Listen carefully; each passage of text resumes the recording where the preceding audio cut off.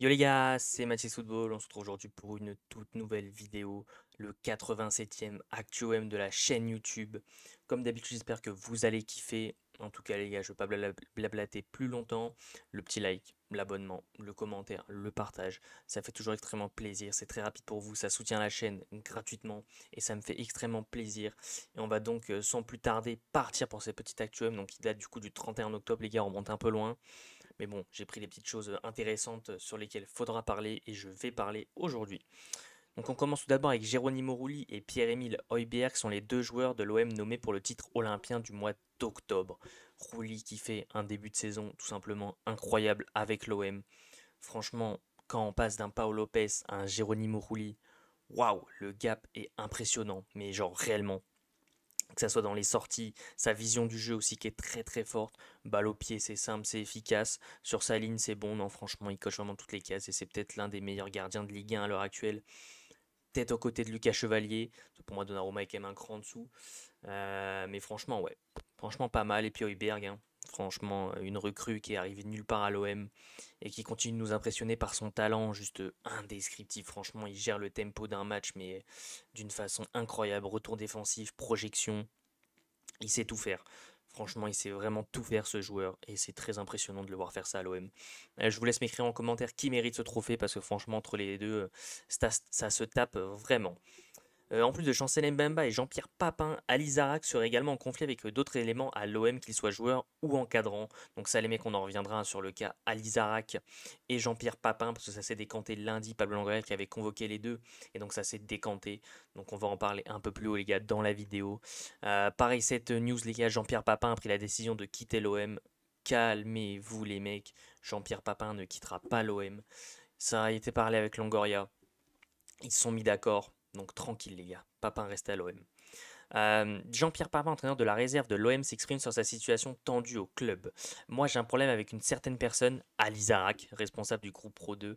Je ne m'en cache pas. Il le dit clair et net. Je suis coach et je ne peux pas accepter que cette personne-là choisisse mes remplaçants. À un moment, ça clash. Soit il part, soit je pars. C'est dans cet esprit qu'il faut voir les choses. Moi, j'aimerais finir ma saison. On a construit un truc magnifique avec les gamins, qui sont actuellement leaders de leur groupe en National 3. J'ai l'impression qu'on essaie de foutre ça en l'air et c'est difficile à gérer. Franchement, ouais, le cas autour de Jean-Pierre Papin, les mecs, il est un peu dingue. Parce que pareil, on le verra un peu plus tard dans la vidéo, mais il s'est fait menacer par des personnes en scooter. Donc franchement, ouais, c'est ouf d'en arriver à là. Lui, on voit que franchement, il kiffe. On sait aussi qu'après les départs de Marcelino, de Gattuso, il aurait beaucoup aimé être l'entraîneur de l'OM. Ça s'est pas fait. L'OM qui s'est finalement penché à l'heure actuelle hein, sur un Roberto De Zerbi qui est tout simplement super. Hein. Donc c'est sûr que le choix entre De Zerbi et Papin était quand même vite fait. Pourquoi pas dans le futur voir Papa entraîner l'OM. À l'heure actuelle, voilà, il est quand même leader de National 3 avec les jeunes, il permet de faire progresser les jeunes. C'est très bien. Donc on espère que ça va continuer comme ça, puis on espère que l'OM remportera la National 3. Alors, faut qu'on descende un peu plus bas, les mecs, il y a pas mal de choses. Ça, on l'a vu. Hop. Donc encore une déclaration de Papin. La légende de l'OM, Jean-Pierre Papin, s'est fait menacer suite à sa situation au club. Un jour, une moto avec deux mecs dessus s'est arrêtée devant chez moi et ils m'ont demandé de me casser d'ici. Surtout, ce qu'il faut savoir, c'est que depuis 3 semaines, je vis avec 3 voitures de sécurité devant chez moi et c'est insupportable à vivre. Comme je vous l'ai dit, les mecs, franchement, la situation de Papin, elle est juste incroyable. C'est pas normal d'en arriver à là.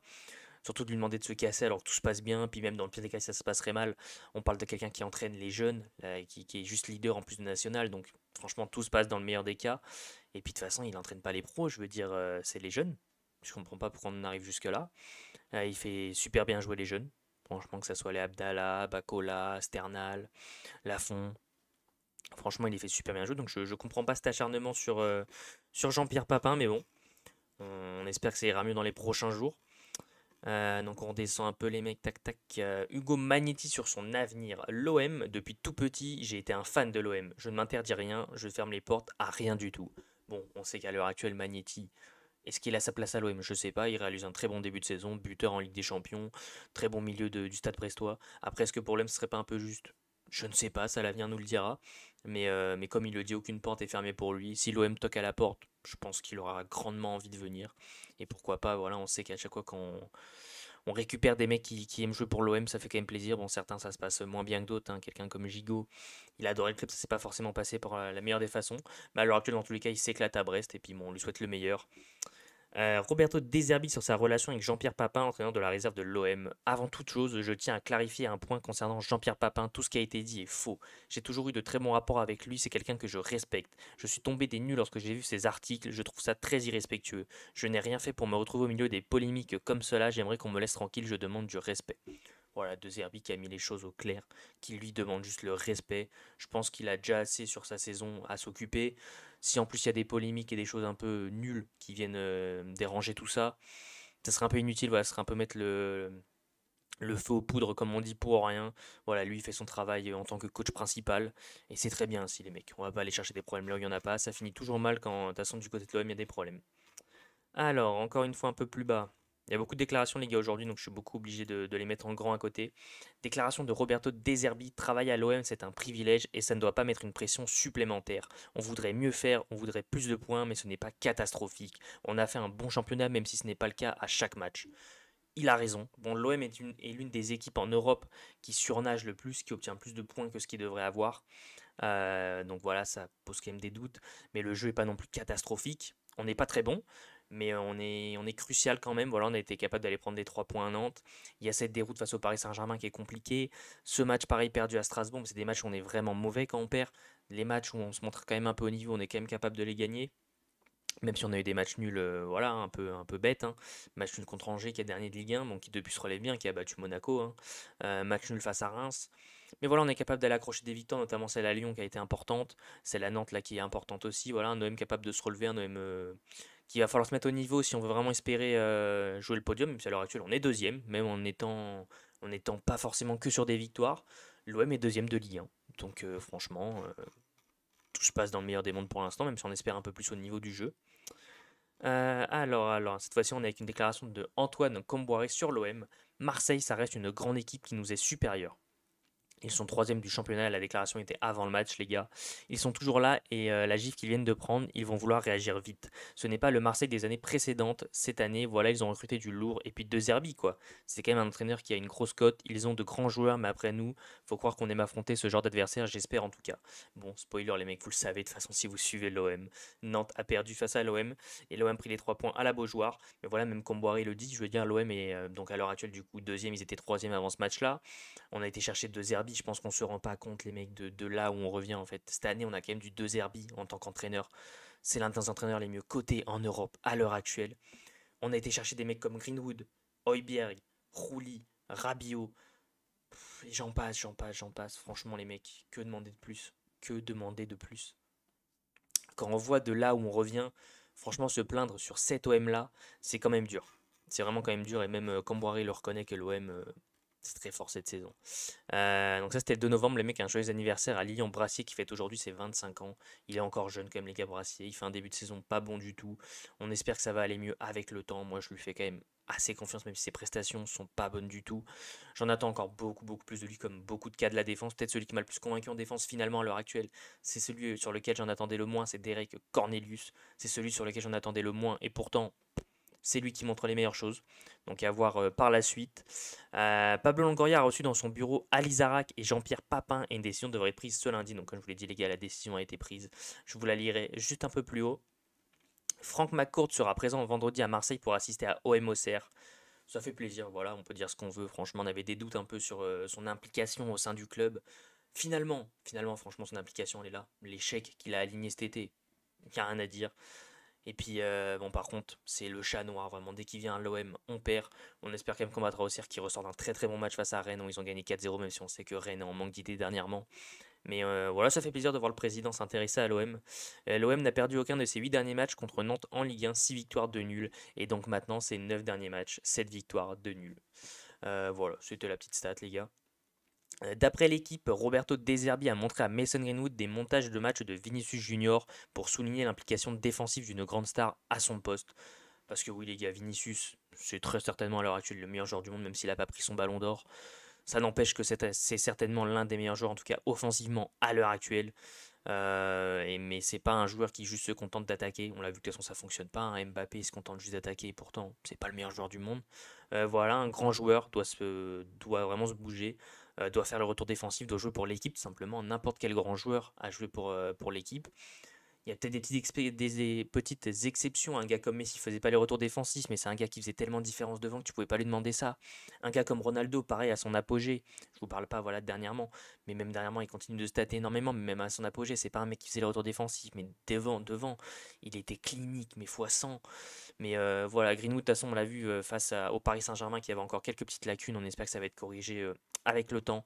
Déclaration de Wesley Fofana. Je suis devant tous les matchs de l'OM. Je suis supporter à fond. Cette saison, c'est minimum top 3, mais on a des objectifs plus hauts à l'avenir.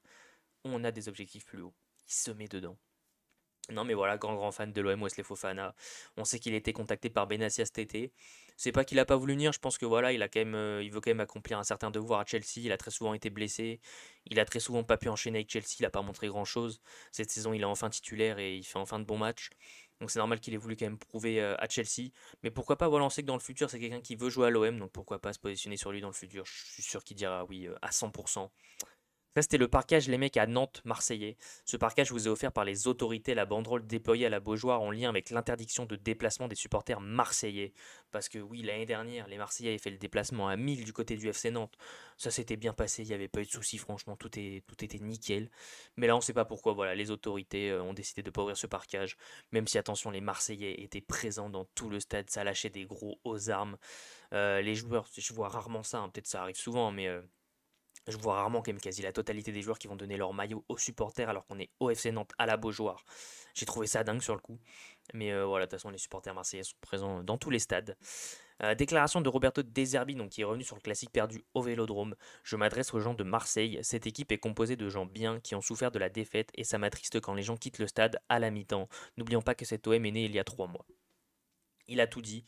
Alors déjà, l'OM est né à 3 mois, oui, c'est clair. L'OM a changé à 90%, comme je le dis très souvent, de coach, de staff, des dirigeants qui sont arrivés en plus, et tous les joueurs ont changé. Et puis c'est sûr que voilà, même moi quand je regardais le Classico, voir les gens qui ont payé leur place, qui ont fait des milliers de kilomètres, quitter ce stade à la mi-temps, ça fait très très mal. C'est très rare en plus de l'Olympique de Marseille, donc ça m'a franchement attristé. Mais bon, quand tu prends 3-0 à la mi-temps dans un Classico, c'est normal. Allez, on redescend encore un peu les mecs, il reste pas mal de choses quand même à voir. Donc là, Neil Maupay figure dans l'équipe type de la 10e journée de Ligue 1, totalement mérité. Peut-être un Greenwood qui aurait pu aussi se glisser. Voilà, peut-être à la place d'Amari Traoré, parce que Gaëtan Perrin a fait un bon match. Pas de Parisien dans cette équipe d'ailleurs. Mais bon, je pense quand même que la place de Neil Maupay est méritée. Donc ça, c'était une petite question de ma part, les gars. Avez-vous été satisfait du match de Neil Maupay face à Nantes? Parce que quand on sort d'un match où voilà, Eli Wahi s'est fait manger par Pacho durant le Classico, donc oui, les attentes n'étaient pas les mêmes, un stade plein, Classico, Pacho quand même en face, c'était très costaud. Mais Neil Maupay, voilà, il a quand même montré beaucoup plus face à Nantes. Je l'ai vraiment trouvé bon, notamment dans son jeu dos au but. Il est très très bon, franchement, jouant en déviation, capable de garder le ballon quand il faut aussi, pas se jeter bêtement. Voilà, en plus, auteur d'un but, franchement, il n'y a pas grand-chose à dire. Son match a été complet, son match a été bon, puis il est récompensé par un but. Donc, franchement, rien à dire. J'espère qu'il sera encore aligné face à Auxerre, parce que pour l'instant, il le mérite entièrement. Mehdi Benassia sur l'appel de Patrice Evra qui veut voir Paul Pogba à l'OM. Pat et Paul sont mes amis. Pogba est un joueur de la Juve, je ne me permettrai pas de me prononcer. Sur le plan humain, je suis content que sa suspension ait été réduite et qu'il puisse revenir jouer rapidement. On est tous contents, les gars, de voir la pioche, voilà, enfin plus suspendu, j'ai envie de dire. Ça fait plaisir quand on sait le talent qu'il a, on veut tous le voir jouer dans le plus grand club. Bon, on sait que la Juve, ça a même été dit, hein, c'est terminé pour lui, il jouera plus à la Juventus. Mais pourquoi pas maintenant, voilà, un petit appel de Benassia. Et le voir arriver du côté de l'Olympique de Marseille, ça me rendrait tout heureux, même si bon, on sait que son niveau, il peut avoir beaucoup perdu. Mais on sait que s'il arrive à revenir ne serait-ce qu'à 80% de son niveau, ça pourrait faire très très mal à la Ligue 1. En seulement 6 matchs à l'extérieur depuis le début de la saison, l'OM a déjà fait mieux que l'an passé avec 15 points pris contre 14 sur l'ensemble de la saison dernière. C'est vrai que la saison dernière, les gars, quand on y repense, qu'est-ce qu'on était nuls. Déjà qu'à domicile, on n'était pas bon, mais à l'extérieur, on savait qu'on allait se faire torcher à chaque fois. Et là, quand 6 matchs à l'extérieur, on est déjà fait mieux que la saison dernière, ça montre vraiment que la saison dernière, les gars, elle a été catastrophique.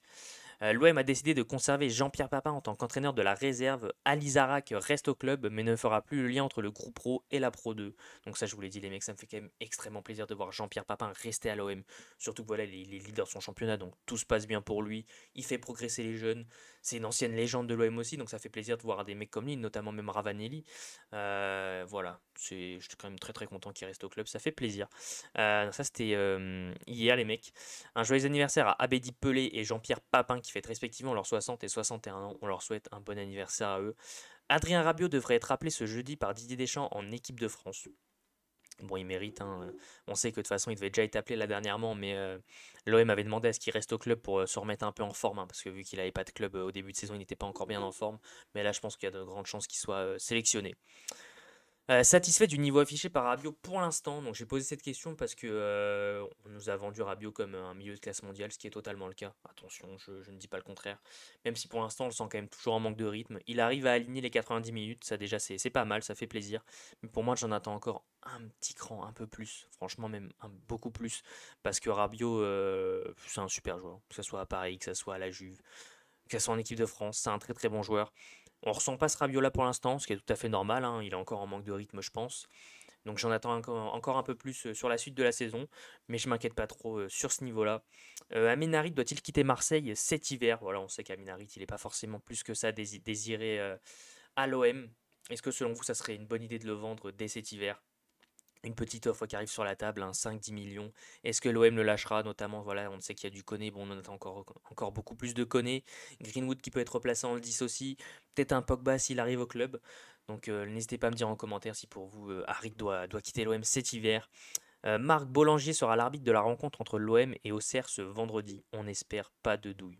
Je n'ai pas à souvenir qu'il y ait eu des douilles avec cet arbitre-là de toute façon.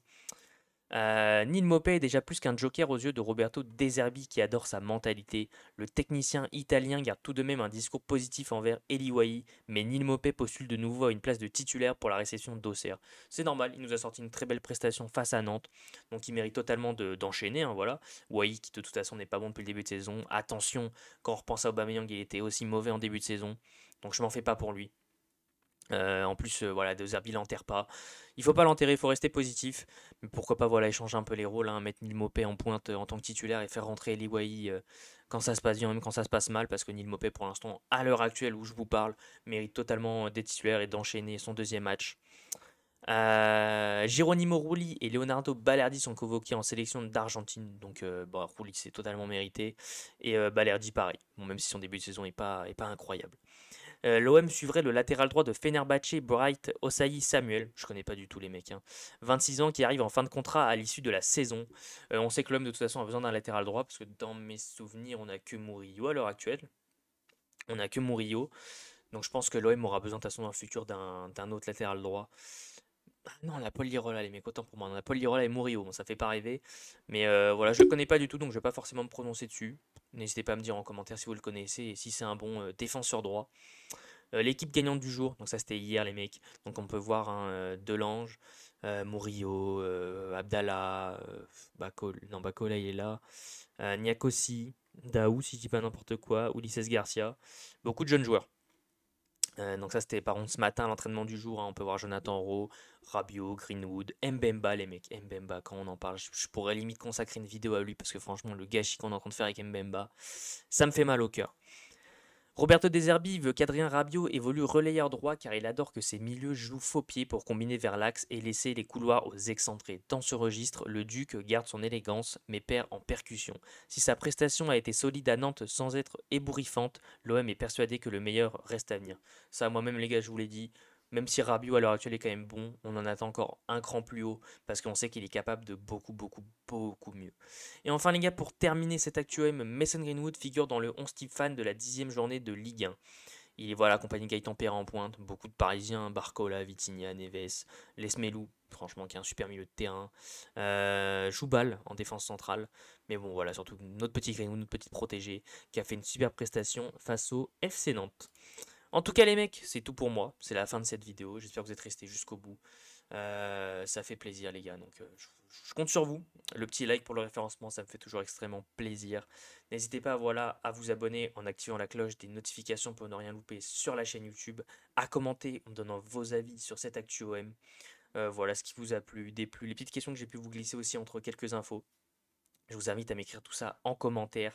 N'hésitez pas à me suivre sur tous mes réseaux sociaux qui sont dans la description, les gars. Voilà, vous avez juste à cliquer en dessous, tout est dans la description, un TikTok, Insta, Twitter, Facebook, Thread. Je suis partout, les mecs, je suis à fond partout.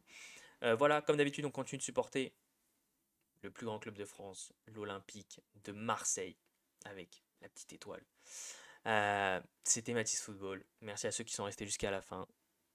Ciao l'équipe!